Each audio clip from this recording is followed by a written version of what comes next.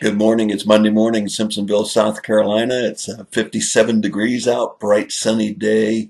Going to get up into the 60s today and then crash back into the 30s tomorrow. Nevertheless, it's a great day today. Had a great day of worship yesterday at the church. Good message about the second coming of Christ and great music. Just a good day all the way around. Why didn't Noah do more fishing while he was on the ark for such a long time? 150 days. Why didn't Noah do more fishing? Well, it's really not one of your three trivia questions, because it's the old joke about because he only had two worms. Oh, well, so much for that. Here are your three trivia questions. Who closed the door on the ark when Noah took all of the animals on board? Now, there had to be some kind of a gangplank ramp on the side of the ark, and somebody had to close that door. And nobody wants to be left out there in the flood. So who closed the door? Question number 2. What type of bird was sent out the first time by Noah? What type of bird? Third question. What caused Noah to get out of the ark at the end of the flood? What caused Noah to get out of the ark at the end of the flood? And a fourth bonus question. What was Noah's first act? What was Noah's first act after he got out of the ark? Those are good questions, aren't they?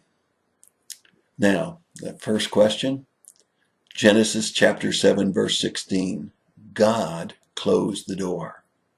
Now, you realize this whole thing of Noah and the ark is typology.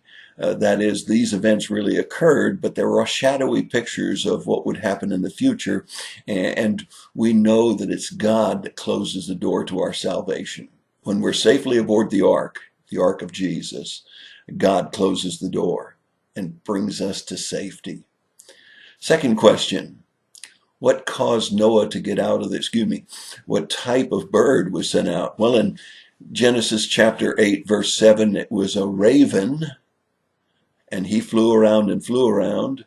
In verse 8, he sent out a dove the second time, who came back, and Noah took him back in for 7 more days, sent him out again, and this time he came back with an olive leaf. And then he sent him out again, and he didn't come back. You'll find all of that recorded in Genesis chapter 8. That not coming back the last time for the dove was because he had found places to live and no longer needed to come back to the ark. And finally, Noah's first act. Why did Noah get out of the ark? God told him for he and his family to get out of the ark. Noah was a very obedient man. He waited for God's command, and that's what caused him to get out of the ark. Chapter 8, verses 15 and 16. Finally, Noah's first act, Genesis chapter 8, verse 20.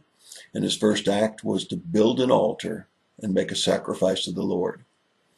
You know, anytime we're dealing with the Lord, it's not a bad thing to do, to take a few minutes to worship him, to offer an offering to him, an offering of praise, thanksgiving, whatever it might be.